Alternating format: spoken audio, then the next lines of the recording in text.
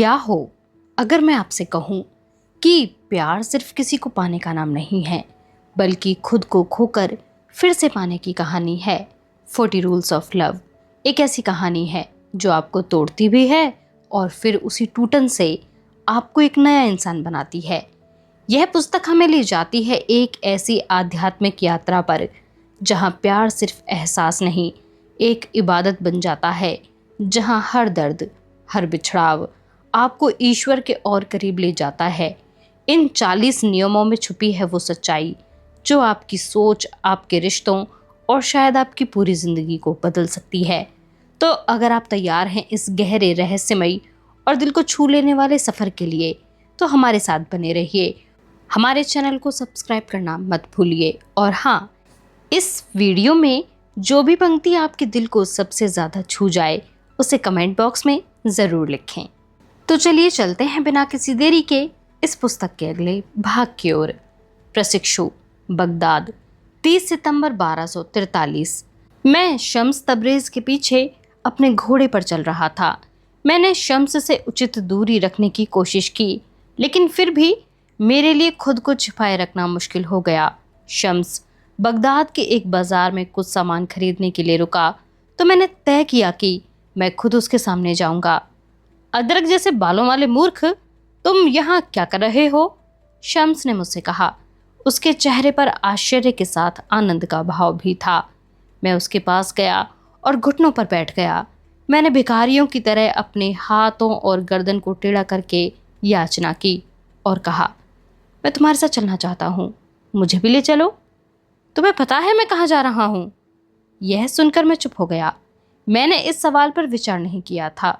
नहीं, मुझे नहीं पता, लेकिन इससे कोई फर्क नहीं पड़ता। मैं तुम्हारा शिष्य बनना चाहता हूँ, तुम मेरे आदर्श हो। मैं हमेशा अकेले यात्रा करता हूँ, मुझे किसी शिष्य या विद्यार्थी की ज़रूरत नहीं है, शुक्रिया। और हाँ, मैं किसी के लिए भी आदर्श नहीं बनना चाहता। शम्स ने कहा, इसलिए तुम अपना काम करो। फिर भी अगर भविष्य में किसी गुरु की ज़रूरत पड़े तो एक नियम याद रखना, इस कायनात में जितने सितारे हैं उससे ज़्यादा नकली गुरु और ढोंगी शिक्षक हैं। किसी प्रभावशाली या स्वार्थी व्यक्ति को गुरु समझने की गलती मत कर बैठना।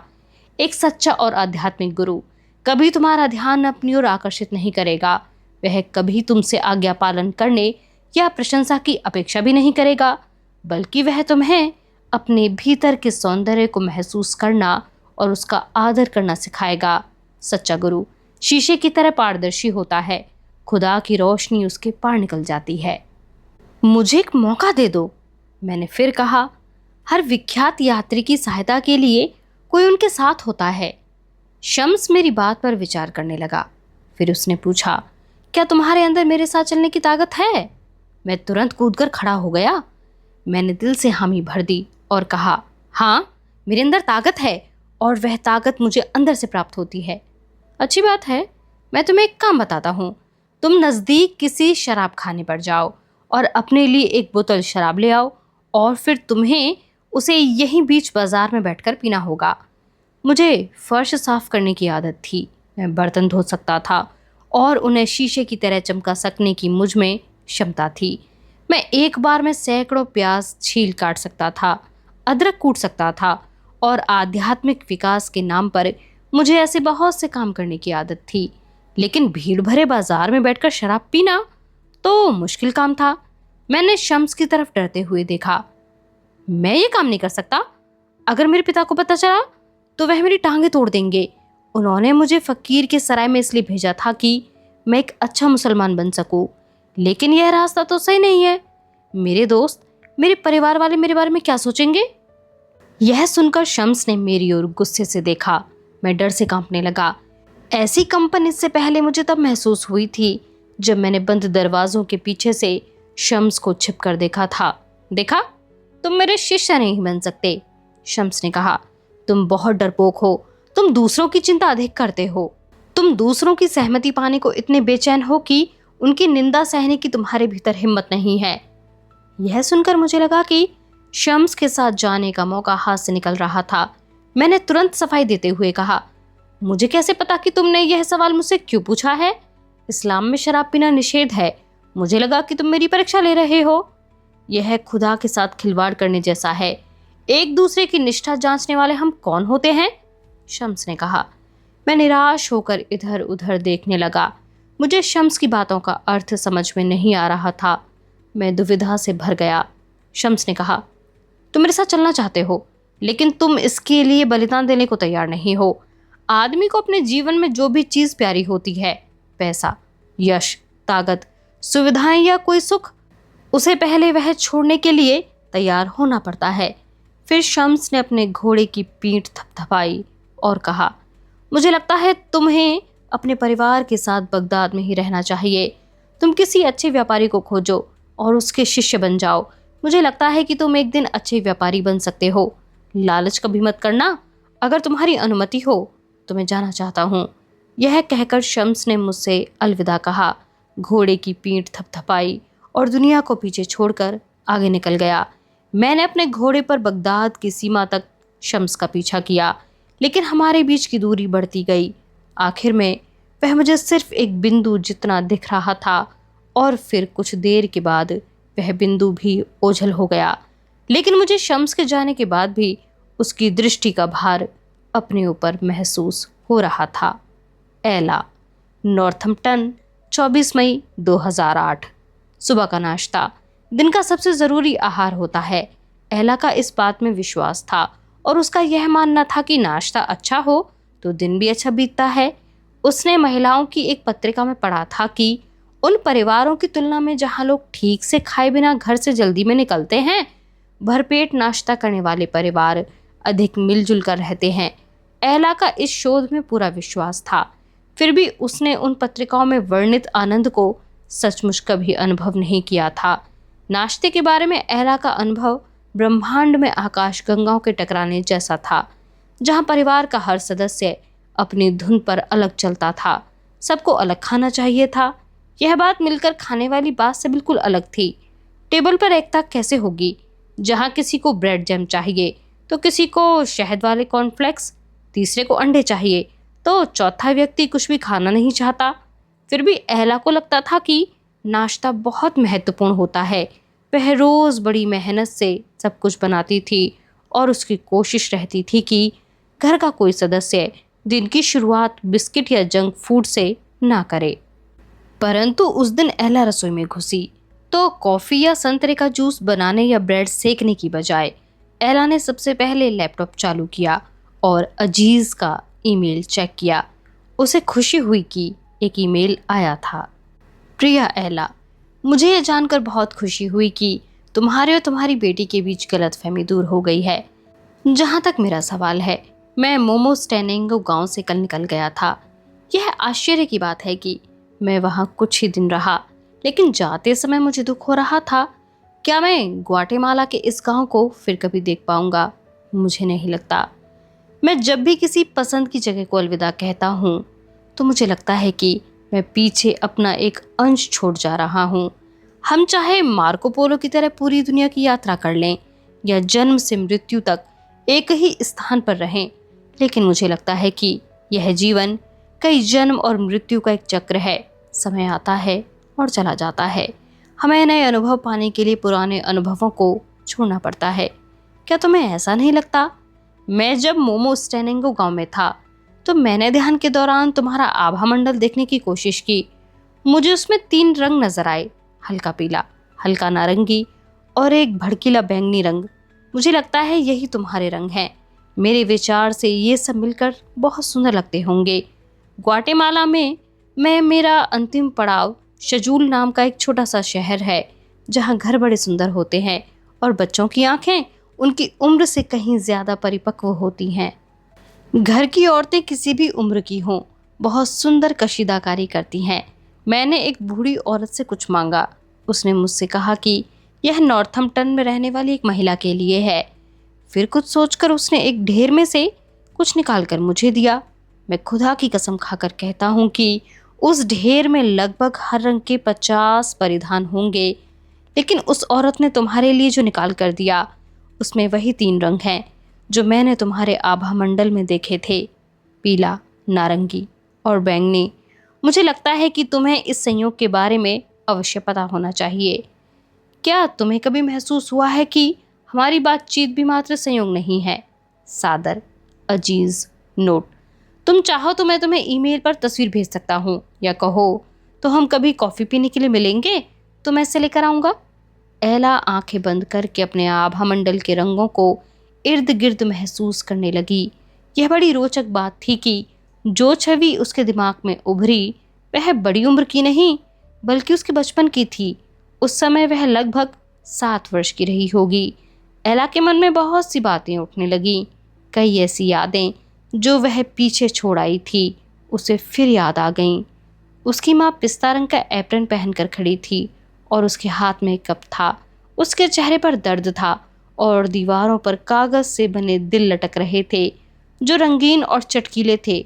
उसके पिता का शव छत से झूल रहा था, मानो वह घर में हुई क्रिसमस की सजावट के साथ घुल जाना चाहता था। एला को याद आया उसने किस तरह अपने पिता की आत्महत्या के लिए अपनी माँ को जिम्मेदार ठहराया था।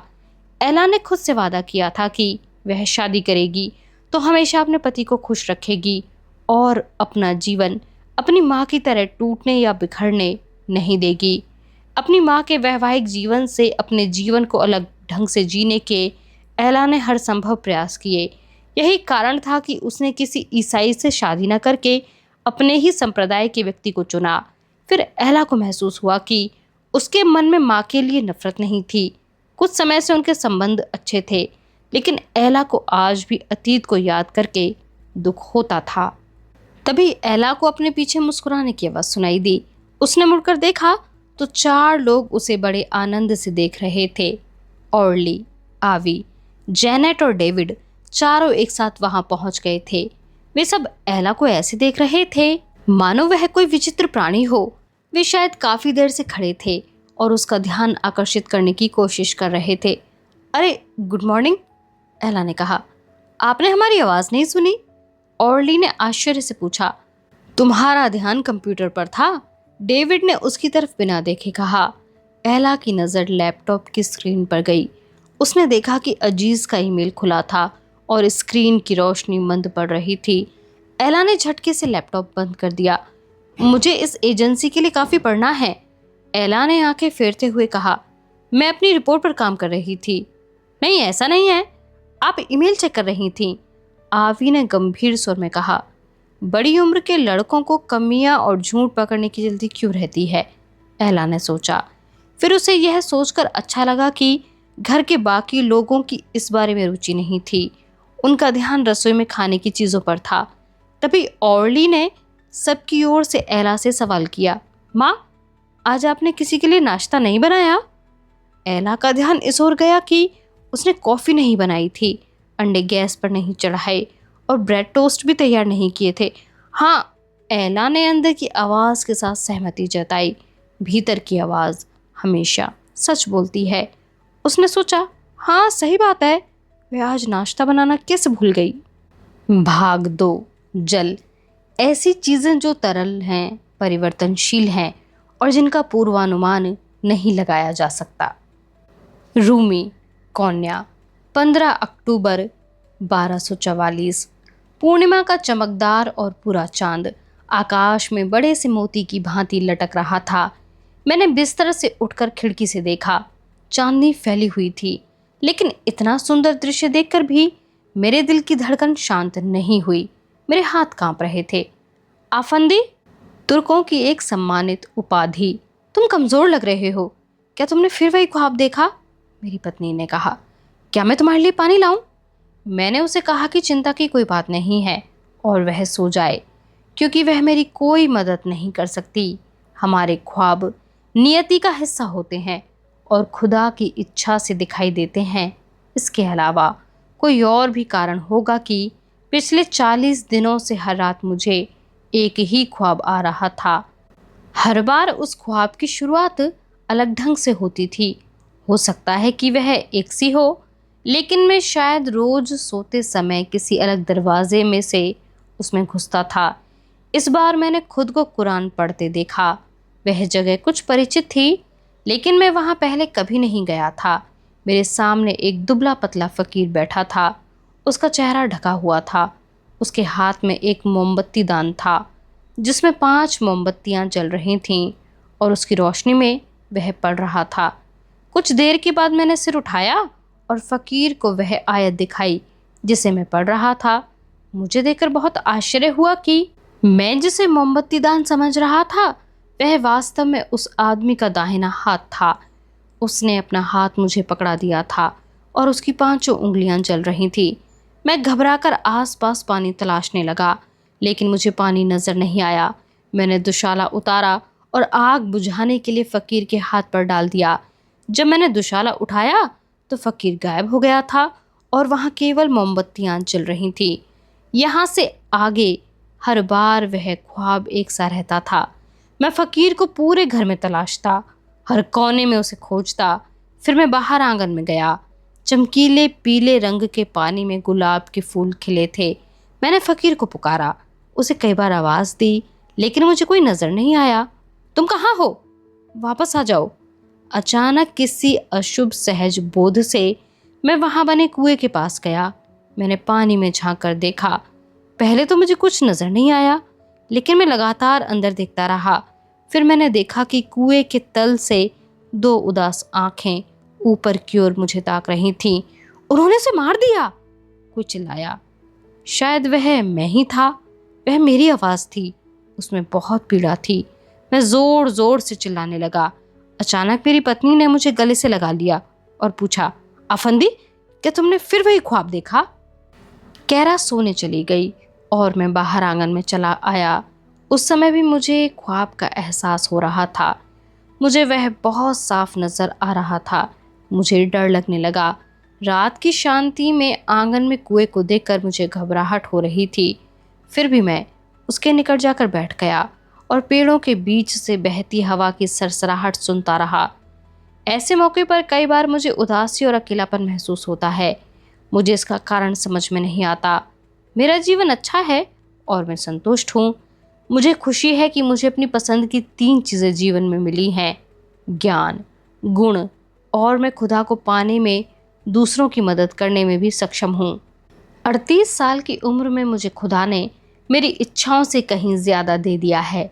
मैं धर्म गुरु बन चुका हूँ। मैं न्यायाधीश की भूमिका निभाता हूँ और मुझे दिव्य सहज बोध के विज्ञान का प्रशिक्षण भी मिला है।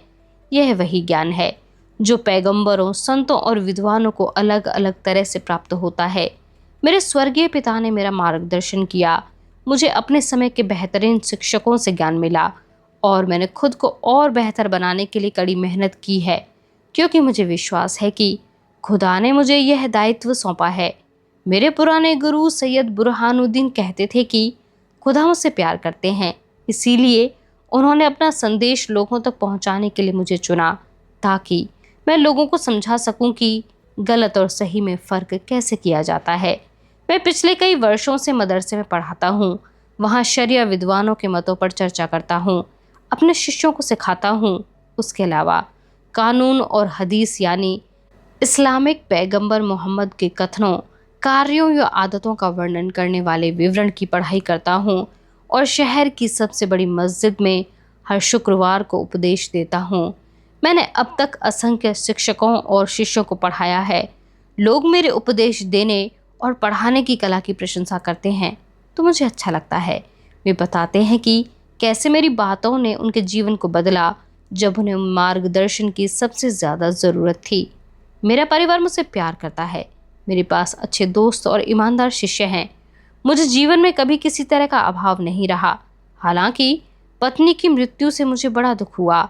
मुझे लगता था कि मैं फिर से शादी नहीं कर पाऊंगा, लेकिन मैंने दोबारा शादी की और मुझे अपनी दूसरी पत्नी कैरा से भरपूर प्यार मिला। मेरे दोनों बेटे बड़े हो चुके हैं। हालांकि मुझे यह देखकर आश्चर्य होता है कि वे दोनों एक दूसरे से कितने अलग हैं। वे दोनों ऐसे बीज हैं जिन्हें एक सी मिट्टी में साथ साथ रोपा गया था। उन्हें सूरज की रोशनी मिली, एक सा पानी मिला, लेकिन फिर भी वे दोनों बिल्कुल अलग पौधों के रूप में बड़े हुए हैं। मुझे उन पर गर्व है और मुझे अपनी गोद ली गई बेटी पर भी गर्व है, क्योंकि वह भी बहुत योग्य है। मैं अपने सामाजिक और निजी जीवन से खुश और संतुष्ट हूँ। यह सब होने पर भी मुझे पता नहीं क्यों भीतर एक अजीब सा खालीपन महसूस होता है। यह खालीपन रोज गहरा और विस्तृत होता जा रहा है। यह बीमारी की तरह मेरी आत्मा को अंदर से खा रहा है और एक भूखे और शैतान चूहे की भांति हर जगह मेरे साथ चलता है। शम्स, कोन्या, 17 अक्टूबर 1244। किसी भी शहर से गुजरने से पहले मैं वहां रुककर सभी जीवित और मृत संतों को याद करता हूँ।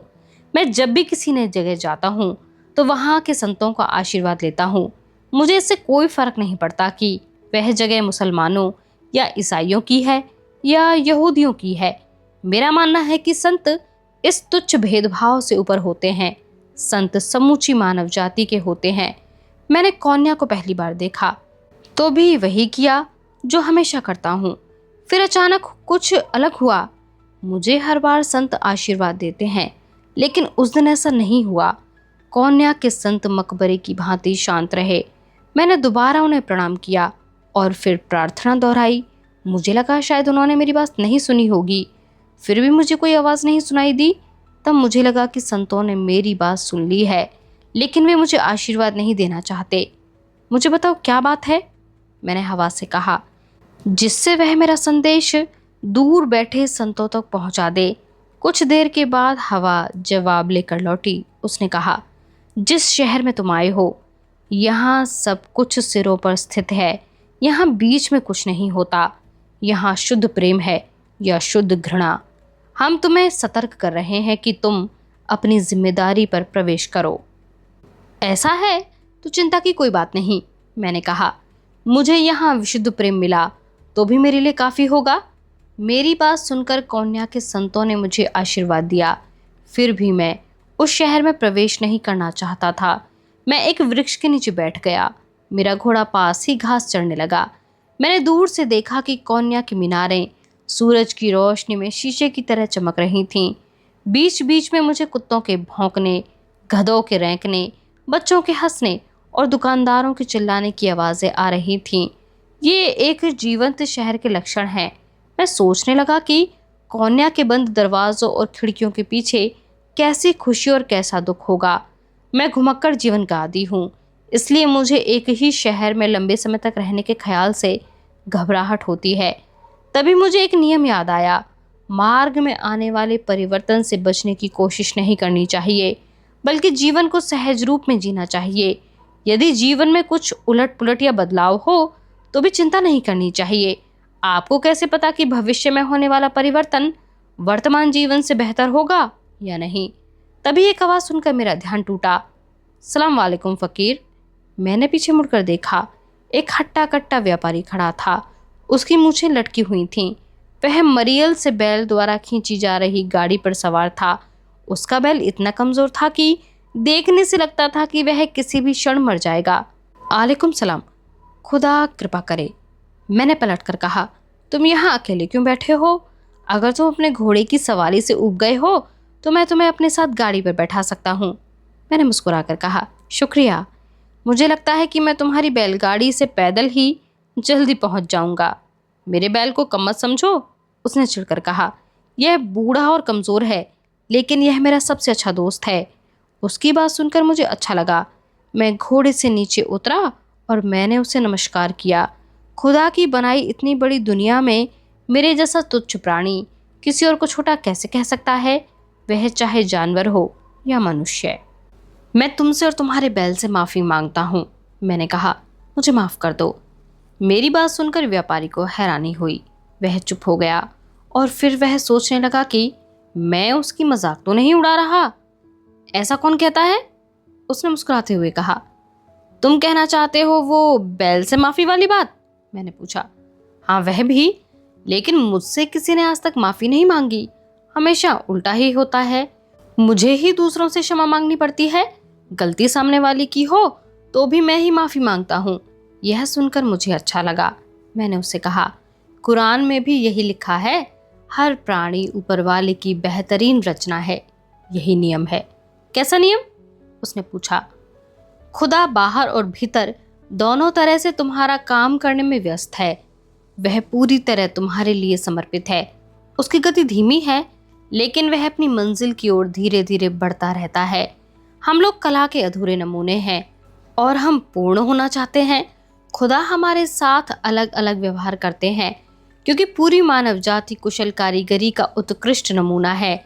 इस बड़े चित्र में हर छोटा बिंदु बराबर का महत्व रखता है। तुम भी उपदेश सुनने आए हो? व्यापारी ने पूछा।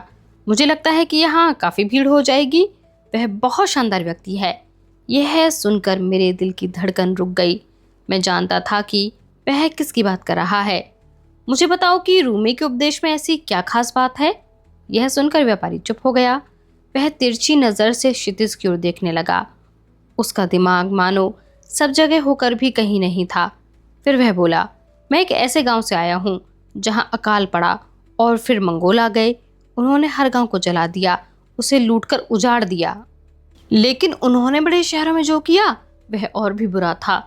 उन्होंने पुरुषों को मार डाला और वे उनकी स्त्रियों को अपने साथ ले गए। हालांकि मेरा अपना कोई नहीं मारा गया और मेरे घर का नुकसान भी नहीं हुआ, लेकिन मैंने कुछ जरूर खोया है। मेरी खुशी चली गई है। इस बात का रूमी से क्या संबंध? मैंने पूछा। उसने अपने बैल पर नजर डाली और धीरे से कहा, लोग कहते हैं कि अगर तुम रूमी को बोलते सुनोगे तो तुम्हारा दुख दूर हो जाएगा। व्यक्तिगत तौर पर मुझे नहीं लगता कि उदास रहने में कुछ खराबी है, बल्कि इसका उल्टा होता है। दोगलापन लोगों को खुश रखता है और सच्चाई सुनकर वे उदास हो जाते हैं। मैंने यह बात उस व्यापारी से नहीं कही। इसके बजाय मैंने उससे कहा, तुम मेरे साथ कोन्या तक क्यों नहीं चलते? मुझे रास्ते में रूमी के बारे में भी बता देना।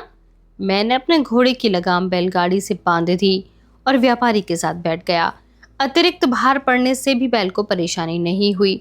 वह पहले की तरह धीरे धीरे चलता रहा। फिर व्यापारी ने मुझे खाने को रोटी दी। हम दोनों ने मिलकर भोजन किया। आकाश में सूरज चमक रहा था। संतों की निगाहों के संरक्षण में मैंने कोन्या में प्रवेश किया। आप मेरे दोस्त की देखभाल करना, मैंने बैलगाड़ी से कूदते हुए कहा। फिर अपने घोड़े की लगाम खोल दी। उपदेश सुनने जरूर आना, व्यापारी ने जोर से कहा। मैंने सिर हिलाकर हामी भरी और उसे अलविदा कह दिया। इंशाल्लाह। हालांकि मैं उपदेश सुनने और रूमी से मिलने के लिए बेचैन था, लेकिन पहले मैं शहर में थोड़ा समय बिताना और वहाँ के लोगों के बारे में जानना चाहता था। मुझे यह भी समझना था कि लोग उस महान उपदेशक के बारे में क्या सोचते हैं। मैं उसे दूसरों की नज़र से देखना चाहता था।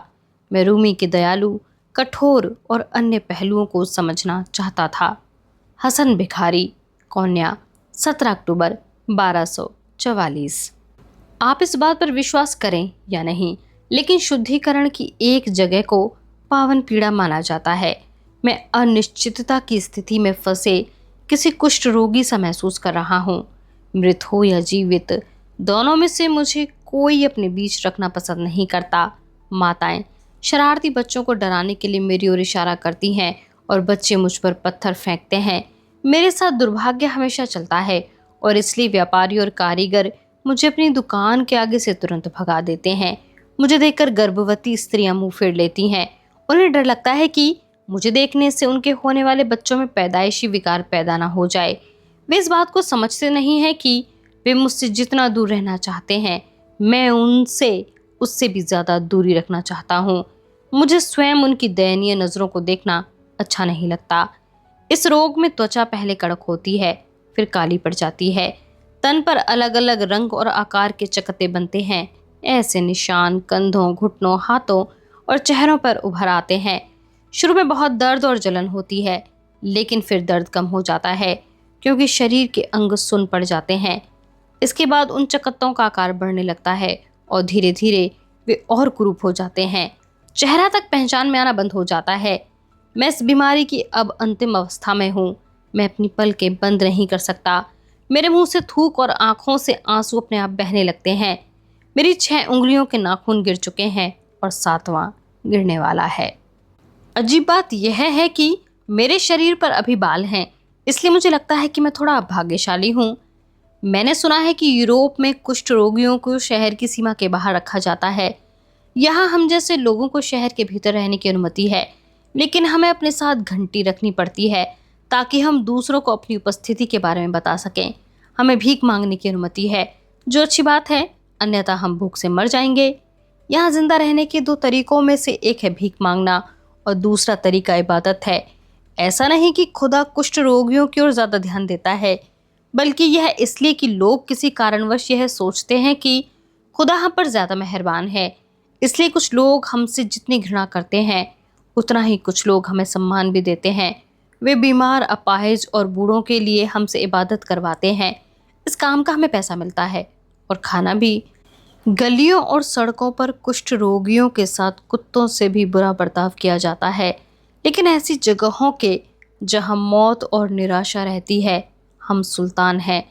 जब कोई इबादत के लिए मेरी सेवा लेता है तो मैं सिर झुकाकर अरबी भाषा में अनर्गल आवाज़ें निकालता हूँ जिसे वे इबादत समझ लेते हैं। मैं केवल इबादत का दिखावा कर सकता हूँ क्योंकि मुझे नहीं लगता कि खुदा मेरी बात सुनता है। हालांकि भीख मांगने में मुनाफा नहीं होता, लेकिन यह इबादत करने से ज़्यादा आसान है। इसमें मुझे किसी को धोखा नहीं देना पड़ता। भीख मांगने के लिए शुक्रवार का दिन सबसे अच्छा होता है। केवल रमज़ान के समय यह मौका ठीक नहीं है। उस समय को छोड़कर शेष महीना काफ़ी पैसे मिल जाते हैं। पैसा कमाने के लिए रमज़ान का आखिरी दिन सबसे अच्छा लगता है।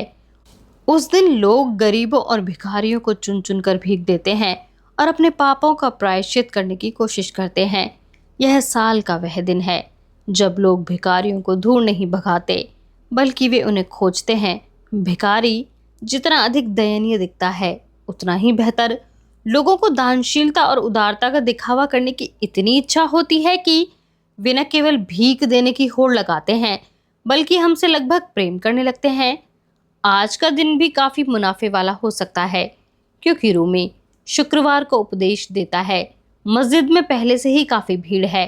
जिन्हें बैठने की जगह नहीं मिलती वे खड़े रहते हैं। बदमाशों और जेबकतरों के लिए यह सबसे उपयुक्त मौका है।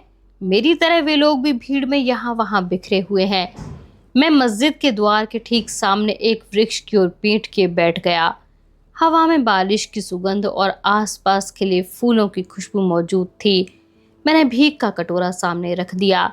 इस काम में बहुत सारे लोग मेरे साथ हैं, लेकिन मैं उनकी तरह खुलकर भीख नहीं मांगता। कुष्ठ रोगी को गिड़गिड़ाने या अपने जीवन के बारे में कहानियां सुनाने की जरूरत नहीं पड़ती। उसे नहीं बताना पड़ता कि वह कितना बीमार है। लोग उसका चेहरा देखकर ही समझ जाते हैं। इसलिए मैं केवल अपना चेहरा सामने करके बैठ गया। अगले 1 घंटे में कुछ सिक्के कटोरे में गिर चुके थे। वे सब तांबे के टुकड़े थे।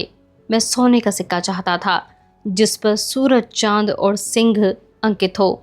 स्वर्गीय अलादीन के खून के बाद केकूबाद में जारी किए गए सिक्के और बगदाद के खलीफा द्वारा जारी सिक्के वैध माने जाते थे। कोन्या के शासक उन्हें स्वीकार करते थे, इसलिए भिखारी भी ले लेते थे। सिक्कों के साथ कुछ सूखे पत्ते भी मेरी गोद में आ गिरे थे। पास के पेड़ से पत्ते झड़ रहे थे। उनमें से कुछ मेरे कटोरे में भी पड़े थे, मानो पेड़ भी मुझे भिक्षा दे रहा था। मुझे लगा कि मुझ में और पेड़ में कुछ समानता थी। पतझड़ के मौसम में किसी पेड़ से पत्ते गिरना और कुष्ठ रोग की अंतिम अवस्था में अंगों का गलकर गिरना एक सा लगता है। मैं एक निर्वस्त्र वृक्ष की भांति हो गया था। मेरी त्वचा, मेरे अंग और मेरा चेहरा गलकर गिर रहे थे। हर रोज मेरे शरीर का एक अंग मेरा साथ छोड़ देता था। वृक्ष तो फिर से हरा भरा हो जाता है, लेकिन मुझ पर दोबारा बाहर कभी नहीं आएगी। मैंने जो खो दिया है वह हमेशा के लिए चला गया। लोग मुझ में वह नहीं देखते जो मेरे पास है, बल्कि उनका ध्यान उस पर जाता था जो मेरे पास नहीं था। वे मेरे कटोरे में सिक्के डालते तो मुझसे नजरें चुराते, मानो मेरी नजर से भी उन्हें संक्रमण हो जाएगा। मैं उनकी नज़र में चोर या हत्यारे से भी बुरा था। उन्हें हमारे जैसे लोगों की कोई ज़रूरत नहीं थी, इसलिए वे उनकी तरफ देखते भी नहीं थे।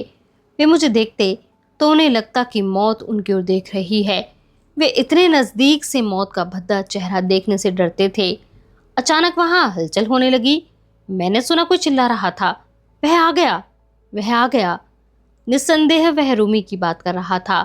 रूमी अपने श्वेत घोड़े पर सवार था और उसने बहुत सुंदर दुशाला पहना हुआ था जिस पर सोने से कशीदाकारी की गई थी। उसके गले में मोतियों का हार था। वह गर्व से भरा बैठा था। उसके पीछे प्रशंसकों की भीड़ चल रही थी। उसका करिश्माई व्यक्तित्व था। वह आत्मविश्वास से भरा था। वह विद्वान कम और शासक अधिक लगता था। वह वायु, अग्नि, जल और पृथ्वी का सुल्तान था। यहाँ तक कि उसका घोड़ा भी ऊंचे कद का और बहुत बलिष्ठ था, मानो वह भी इस बात से अवगत था कि वह अपनी पीठ पर किसे लेकर चल रहा था। मैंने जल्दी से कटोरे से सिक्के निकाले और उन्हें जेब में रख लिया और आधा चेहरा ढक लिया। फिर मैं मस्जिद के अंदर चला गया। वहाँ इतनी भीड़ थी कि बैठने की जगह खोजना तो दूर, सांस लेना भी मुश्किल था।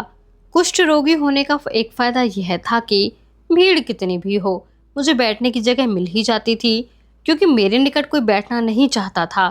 रूमी ने ऊंची आवाज में कहा, भाइयों, कायनात का विस्तार हमें बताता है कि हम कितने छोटे और महत्वहीन हैं। आप में से कुछ लोग पूछेंगे कि क्या मैं भी उतना ही सीमित हूँ? तो ऐसे में खुदा के लिए मेरा क्या अर्थ है? मेरा मानना है कि यह सवाल लोगों के मन में समय समय पर उठता रहता है। मैं आज के उपदेश में इसी का जवाब देना चाहूँगा। अगली पंक्ति में रूमी के दो बेटे बैठे थे। बड़ा बेटा बहुत आकर्षक था। उसका नाम सुल्तान था। लोग कहते थे कि वह अपनी स्वर्गीय माँ जैसा दिखता था। रूमी का छोटा बेटा अलादीन के चेहरे पर कोई भाव नहीं था। उसकी आंखें बहुत अलग थीं। उन दोनों को अपने पिता पर बहुत गर्व था। आदम के बच्चों को इतना ज्ञान था कि पर्वत और स्वर्ग में भी उन्हें सहन करने की ताकत नहीं थी। रूमी ने आगे कहना शुरू किया, इसलिए कुरान में लिखा है कि हमने स्वर्ग, धरती और पर्वतों को अपना विश्वास सौंपना चाहा, लेकिन उन्होंने उसे उठाने से मना कर दिया क्योंकि वे डरते थे। वह भार केवल इंसान ने उठाया है। इसलिए इतनी सम्मानजनक स्थिति पाने के बाद मनुष्य का लक्ष्य छोटा नहीं होना चाहिए, बल्कि उसे खुदा द्वारा नियत उद्देश्यों की प्राप्ति के लिए प्रयास करना चाहिए। रूमी अपनी बात को इस तरह कहता था जो केवल शिक्षित लोग ही समझ पाते थे। वह खुदा के बारे में बात करता रहा। उसने आश्वासन दिया कि खुदा आकाश में सिंहासन पर बैठता है, लेकिन वह सबके पास भी रहता है। केवल कष्ट हमें खुदा के निकट ला सकते हैं। तुम्हारा हाथ खुलता और बंद होता रहता है, लेकिन अगर ऐसा ना हो तो तुम्हें लकवा मार जाता है। मांसपेशियों के फैलने और सिकुड़ने से तुम्हें अपने होने का एहसास होता है। इन दोनों का इतना सुंदर संतुलन और समन्वय है, जैसे किसी पक्षी के दो पंख होते हैं। शुरू में मुझे रूमी की बात पसंद आई। मुझे अच्छा लग रहा था कि किसी पक्षी के पंखों की भांति दुख और सुख भी एक दूसरे पर निर्भर करते हैं। फिर अचानक मुझे एक अजीब सा एहसास हुआ। रूमी कष्ट के बारे में क्या जानता है? वह बड़े और प्रभुत्वशाली व्यक्ति का बेटा है। उसके पास समृद्ध और भरा पूरा परिवार है। जीवन में उसे सब कुछ मिला है। मुझे पता है कि उसकी पहली पत्नी की मृत्यु हो गई थी, लेकिन उसने शायद असली कष्ट और दुर्भाग्य देखा नहीं है। वह समृद्धशाली परिवार में पैदा हुआ और बड़े बड़े लोगों के साथ उसका उठना बैठना रहा। उसे बेहतरीन शिक्षकों से शिक्षा मिली और लोगों ने हमेशा उसे प्यार किया, उसकी देखभाल की। ऐसे में वह कष्ट के बारे में उपदेश कैसे दे सकता है? यह सोचकर मेरा दिल भारी हो गया। रूमी और मुझ में बहुत अंतर था। खुदा इतना अन्याय कैसे कर सकता है? मुझे खुदा ने गरीबी, बीमारी और दुख दिया, जबकि रूमी के पास पैसा, सफलता और बुद्धि है। उसके पास ख्याति है। वह एक अच्छे परिवार का है और वह दुनिया से अलग किसी अन्य दुनिया का प्राणी लगता है। मुझे लोगों से बचने के लिए अपना चेहरा ढकना पड़ता है, जबकि रूमी अनमोल रत्न की भांति लोगों के सामने आकर बात करता है। मैं सोचने लगा, अगर रूमी मेरी जगह होता तो क्या होता? क्या उसने कभी सोचा होगा कि उसके जैसा आदर्शवादी और समृद्ध व्यक्ति भी लड़खड़ा कर नीचे गिर सकता है? क्या उसने इस दुख को महसूस किया होगा कि समाज द्वारा बहिष्कृत होने पर कैसा महसूस होता है? अगर वह मेरे जैसा जीवन जी रहा होता तो भी क्या वह महान रूमी कहलाता? हर सवाल के साथ मेरे भीतर विद्रोह उमड़ने लगा। मेरे मन में रूमी के लिए जो आदर और प्रशंसा थी वह सहसा कम होने लगी। मुझे उसकी बातें सुनकर बुरा लग रहा था। मैं उठकर बाहर चला गया। भीड़ में बैठे बहुत से लोगों ने मुझे उत्सुक नजरों से देखा। वे सब सोचने लगे कि मैं ऐसा उपदेश बीच में छोड़कर क्यों जा रहा हूँ जिसे सुनने के लिए इतने लोग बेताब रहते हैं। शम्स, कौन्या, 17 अक्टूबर 1244। जिस व्यापारी ने मुझे वहां छोड़ा था, उसी की मदद से मुझे और मेरे घोड़े को रहने की जगह मिल गई। मुझे चीनी व्यापारियों के सराय की तलाश थी। मुझे 4 कमरे दिखाए गए, जिनमें से मैंने एक को चुन लिया। उसमें बहुत कम सामान था। सोने के लिए एक चटाई थी, एक कंबल था और रात के लिए एक तेल का दीपक रखा था। वहाँ एक ईंट रखी थी जिसे मैं तकिए की तरह इस्तेमाल कर सकता था। वहां से मुझे आसपास का दृश्य भी दिखाई देता था। मुझे रहने के लिए जगह मिल गई। फिर मैंने वहां की गलियों और सड़कों पर घूमना शुरू किया। मैं मिश्रित धर्मों, रीति रिवाजों और भाषाओं को देखकर हैरान था। मैंने बहुत से जिप्सी संगीतकार देखे, अरब यात्री, ईसाई तीर्थयात्री, यहूदी व्यापारी, बौद्ध पुजारी, पारसी कलाकार, कलाबाजी दिखाते चीनी, भारत के सपेरे, जादूगर और ग्रीस के विद्वान भी मिले। वहां के गुलामों के बाजार में मैंने सुंदर और गोरी औरतें देखी। मुझे भारी शरीर वाले काले किन्नर भी नजर आए। उन पर इतना जुल्म हो चुका था कि उनके बोलने की ताकत चली गई थी। उसी बाजार में कुछ लोगों को देखा जो क्रिस्टल बॉल से भविष्य बताते थे। मुझे आग निगलने वाले जादूगर भी मिले। कुछ लोग जेरूसलम जा रहे थे तो कुछ यूं ही भटक रहे थे। वे शायद पिछले हमलों के बाद भागे हुए सैनिक थे। मैंने लोगों को अनेक भाषाएं बोलते हुए सुना, जैसे ग्रीक, फ्रांसीसी, फारसी, तुर्की, कुर्द, आर्मेनियाई, हिब्रू और कई दूसरी भाषाओं के जानकार भी मिले।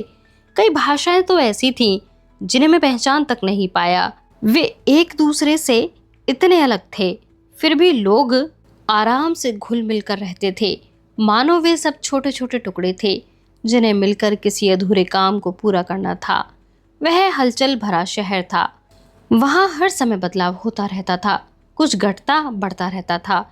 मैं उस भीड़ के बीच एक शांत जगह पर खड़ा था और उस दुनिया से अनजान व अनभिज्ञ था।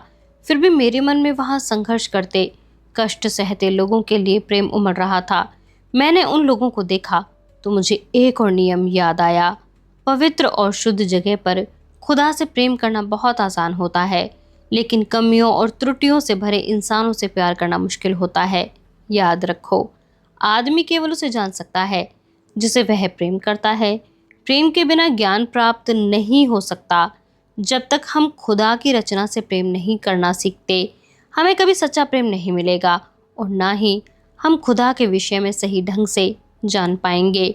मैं उस शहर की तंग गलियों में भटकता रहा, जहां हर उम्र के कलाकार अपनी छोटी छोटी दुकानों में काम कर रहे थे। मैं जहां भी गया, मुझे रूमी के बारे में बातें करते हुए लोग मिले। मैं सोचने लगा कि इतनी ख्याति मिलने के बाद वह कैसा लगता होगा। मैं इन विचारों में खोया हुआ मस्जिद के विपरीत दिशा में चलने लगा, जहां पर रूमी प्रवचन दे रहा था। धीरे धीरे आसपास का वातावरण बदलने लगा। मैं जैसे जैसे उत्तर दिशा की ओर बढ़ा, मकान जर्जर दिखाई देने लगे, बगीचे उजाड़ हो गए थे और बच्चे भी बहुत शैतान और असभ्य थे। हवा की गंध अलग थी। उस जगह दुर्गंध और तेज मसालों की बदबू आ रही थी। मैं गली में पहुंचा जहां हवा में पसीना, सुगंध और वासना, तीनों तरह की गंध मौजूद थी। मैं निस्संदेह शहर के एक अलग ही हिस्से में पहुंच गया था। एक संकरी गली के ऊपर बना एक पुराना सा मकान था। उसकी दीवारें बांस के खंभों पर टिकी थीं और ऊपर घास फूस की छत थी। घर के सामने कुछ औरतें बैठी हुई बात कर रही थीं। उन्होंने मुझे आते देखा तो उन्हें उत्सुकता हुई और शायद मज़ा भी आया। वहाँ एक बगीचा भी था जिसमें हर रंग के सुगंधित गुलाब खिले थे। मुझे हैरानी हुई कि उनकी देखभाल कौन करता होगा। इस सवाल का जवाब पाने के लिए मुझे ज़्यादा प्रतीक्षा नहीं करनी पड़ी। मैं जैसे ही बगीचे के पास पहुंचा, घर का दरवाज़ा खुला और एक औरत बाहर आई। वह ऊंचे कद की मोटी औरत थी। उसने मुझे तिरछी नज़र से देखा। उसके चेहरे के ऊपर पतली लेकिन गहरी मूंछ थी और मोटी सी कलम भी थी। मुझे थोड़ी देर में समझ आया कि वह आदमी और औरत का मिश्रण थी। तुम्हें क्या चाहिए? उसने संदेहपूर्वक पूछा। उसका मुंह लगातार बदल रहा था। वह कभी औरत जैसी दिखती तो कभी आदमी जैसा। मैंने उसे अपना परिचय दिया और फिर उसका नाम पूछा, लेकिन उसने मेरे सवाल की उपेक्षा कर दी। यहाँ तुम्हारे लिए जगह नहीं है। उसने हाथ हिलाकर संकेत से मुझे भगाने की कोशिश की। ऐसा क्यों? क्या तुम्हें नजर नहीं आता कि यह वैश्यालय है? तुम फकीर लोग वासना से दूर रहने की प्रतिज्ञा नहीं करते? लोग कहते हैं कि मैं पाप में डूबी हुई हूँ, लेकिन रमजान के महीने के दौरान जो मेरे दरवाजे पर आता है, मैं उसे कुछ दान जरूर देती हूँ। मैं तुम्हें बचाना चाहती हूँ। हमसे दूर रहो। और इस शहर का यह सबसे गंदा इलाका है। गंदगी बाहर नहीं, हमारे भीतर होती है, मैंने आपत्ति जताते हुए कहा। नियम तो यही कहता है। यह तुम क्या कह रहे हो? उसने हैरानी से पूछा। यह 40 नियमों में से एक है। मैंने उसे समझाने की कोशिश की। असल गंदगी हमारे भीतर है। बाहर की गंदगी तो धुल सकती है, लेकिन भीतर की गंदगी को पानी से साफ नहीं किया जा सकता। वह घृणा और पक्षपात की गंदगी है जो हमारी आत्मा को भी मैला कर देती है। आप पवित्रता और उपवास द्वारा शरीर को शुद्ध कर सकते हैं, लेकिन मन को केवल प्रेम से शुद्ध किया जा सकता है। उस औरत को मेरी बात समझ में नहीं आई। सारे फकीर पागल होते हैं। मेरे पास सब तरह के ग्राहक आते हैं, लेकिन फकीर कभी नहीं आया। क्या तुमने किसी मेंढक की दाढ़ी उगते देखी है? मैंने तुम्हें यहाँ आने दिया तो खुदा इस जगह को तबाह कर देंगे। एक आस्थावान और धार्मिक व्यक्ति को वासना में डुबाने के लिए मुझे शाप मिलेगा। यह सुनकर मुझे हंसी आ गई। तुम्हें ऐसे अजीब विचार कहाँ से आते हैं? तुम्हें क्या लगता है कि खुदा पैतृक विचारधारा वाला गुस्सैल प्राणी है जो आसमान में बैठा हमें नीचे देखता रहता है और हमारी गलती करते ही हम पर पत्थर की बरसात करता है? मैंने पूछा। उसने अपने होठों को धीरे से भींचा और मुझे अजीब नजरों से देखने लगी। चिंता मत करो, मैं वैश्यालय के अंदर नहीं आऊंगा। मैंने उसे आश्वासन दिया। मुझे तुम्हारा गुलाब का बगीचा अच्छा लगा, मैं इसे देख रहा था। ओह अच्छा, वह बोली। मेरे पास जो लड़कियां हैं उनमें से एक डेजर्ट रोज नाम की लड़की है। उसी ने इस पर मेहनत की है। यह कहकर उसने उस लड़की की तरफ संकेत किया। वह दुबली पतली लड़की थी। उसकी त्वचा चमकदार थी और आंखें चिंता में डूबी हुई थीं। वह बहुत सुंदर थी। मैंने उसे देखा तो मुझे महसूस हुआ कि वह ज्यादा समय यहाँ नहीं रहेगी। मैंने धीरे से मोटी औरत से कहा, यह लड़की बहुत अच्छी है। यह खुदा की राह पर निकल जाएगी। एक दिन यह इस जगह को हमेशा के लिए छोड़ देगी। उस दिन इसे जाने से मत रोकना। उस मोटी औरत ने मुझे हैरानी से देखा। फिर वह जोर से चिल्लाई, यह क्या बकवास कर रहे हो? कोई मुझे यह नहीं बता सकता कि मुझे इन लड़कियों के साथ क्या करना है। बेहतर होगा तुम यहाँ से चले जाओ, वरना मैं अभी जैकल हेड को बुला लूंगी। वह कौन है? मैंने पूछा। मेरा विश्वास करो, तुम उससे मिलना नहीं चाहोगे, मोटी औरत बोली। उसके मुंह से यह अजीब सा नाम सुनकर मुझे घबराहट हुई, लेकिन मैंने उस पर ज़्यादा विचार नहीं किया। मैंने कहा, अच्छा रहने दो, मैं जा रहा हूँ, लेकिन फिर वापस आऊँगा। मुझे दोबारा देखे तो हैरान मत होना। मैं उस तरह का धार्मिक आदमी नहीं हूँ जो पूरा जीवन इबादत में बिता देते हैं जबकि उनका मन बाहर की दुनिया से अनजान रहता है। ऐसे लोग केवल ऊपरी तौर पर कुरान पढ़ते हैं, लेकिन मैं खिलते फूलों और उड़ते पक्षियों में भी कुरान पढ़ता हूँ। मैं मनुष्य के अंदर सांस लेती कुरान को पढ़ सकता हूँ। क्या तुम यह कहना चाहते हो कि तुम इंसान को भी पढ़ सकते हो? मोटी औरत ने हंसते हुए कहा, यह कैसी बेकार की बात है? हर मनुष्य खुली किताब की तरह होता है। हम सब चलती फिरती कुरान है। खुदा को पाने की इच्छा हम सबके भीतर है, फिर चाहे वह वैश्या हो या संत। हमारे पैदा होते ही हमारे भीतर प्रेम जन्म लेता है, लेकिन केवल उसे खोजना और प्राप्त करना बाकी रह जाता है। 40 नियमों में से एक नियम यह भी है। यह कायनात हर मनुष्य के भीतर है, तुम्हारे भीतर भी है। तुम आसपास जिन वस्तुओं को देखते हो, यहाँ तक कि जो चीज़ें तुम्हें पसंद नहीं है या वे लोग जिनसे तुम नफरत करते हो, उन सब के भीतर एक कायनात मौजूद है, बस उसकी मात्रा अलग अलग होती है। इसलिए शैतान बाहर नहीं रहता। वह शैतान हम पर बाहर से आक्रमण नहीं करता, वह हमारे अंदर की आवाज़ है। तुम खुद को पूरी तरह जान लो और अपने अच्छे बुरे पहलू को ईमानदारी के साथ स्वीकार कर लो, तो तुम्हारे भीतर की एक श्रेष्ठ चेतना का विकास हो जाएगा। खुद को समझना ही खुदा को जानना है।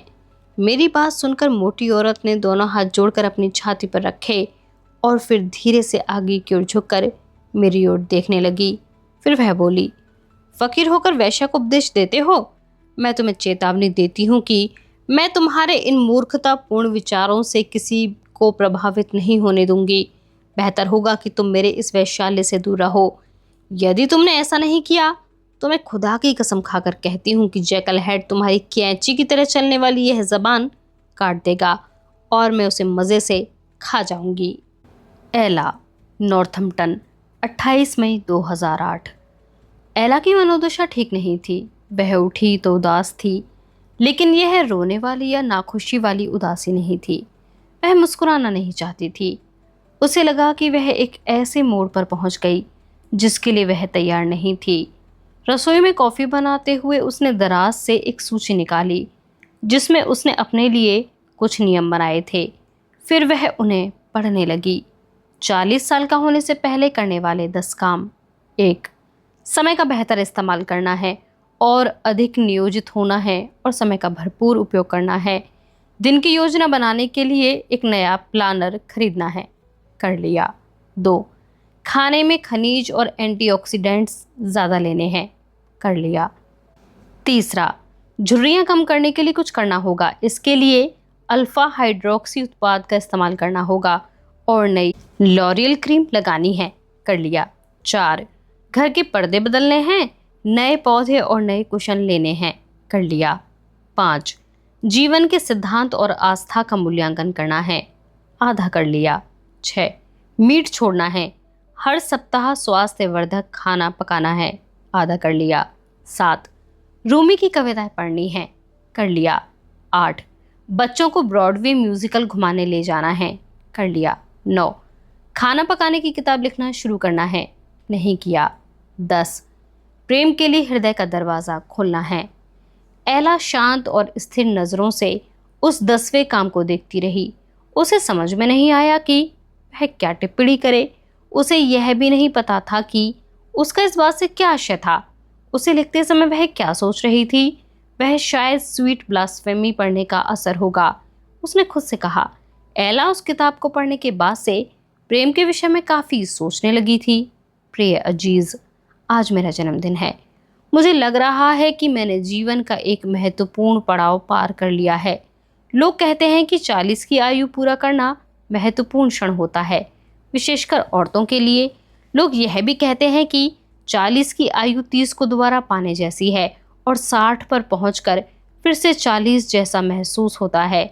मैं इस बात पर विश्वास करना चाहती हूँ, लेकिन मुझे यह बात दूर की कौड़ी जैसा ख्याल मालूम होती है। मेरा मतलब है, हम किसे मूर्ख बना रहे हैं। 40 मतलब 40 ही होता है। शायद मेरे पास सब कुछ पहले से ज़्यादा है, ज़्यादा ज्ञान, ज़्यादा विवेक और निश्चित तौर पर ज़्यादा झुर्रियाँ और सफ़ेद बाल भी। हाँ, मैं हर बार जन्मदिन पर खुश होती थी, लेकिन आज सुबह उठी तो मेरा दिल काफ़ी भारी था। मेरे मन में कुछ सवाल उठ रहे थे, जबकि मैंने सुबह की कॉफ़ी तक नहीं पी थी।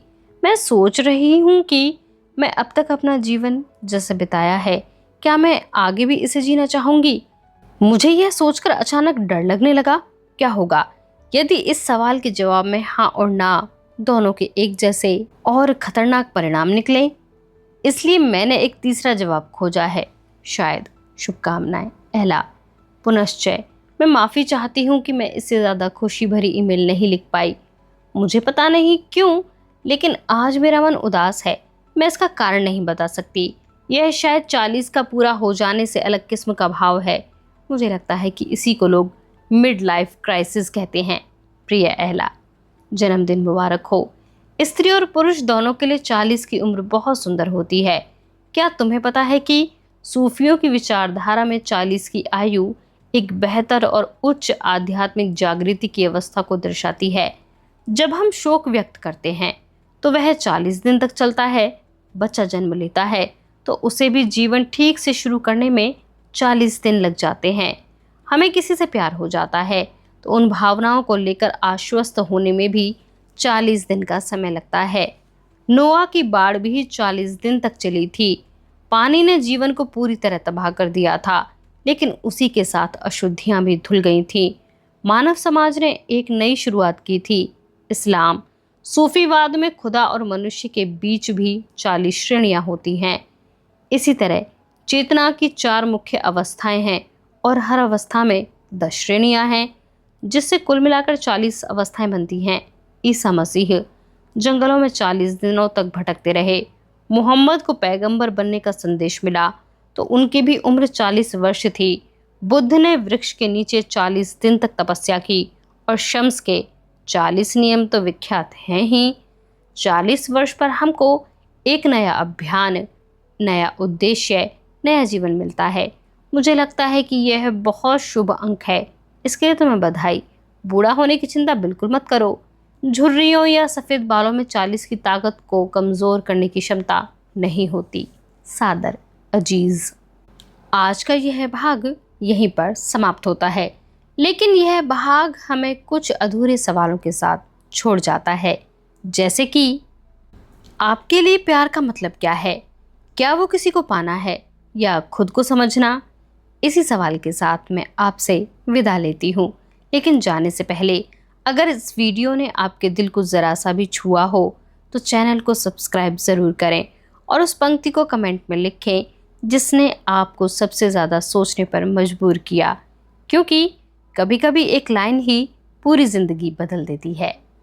और इस प्रश्न का उत्तर देना बिल्कुल भी ना भूलें कि आपके लिए प्यार का मतलब क्या है? क्या वो किसी को पाना है या खुद को समझना? बने रहिए हमारे साथ इस चैनल पर। आप सभी का हमें सुनते रहने के लिए बहुत धन्यवाद।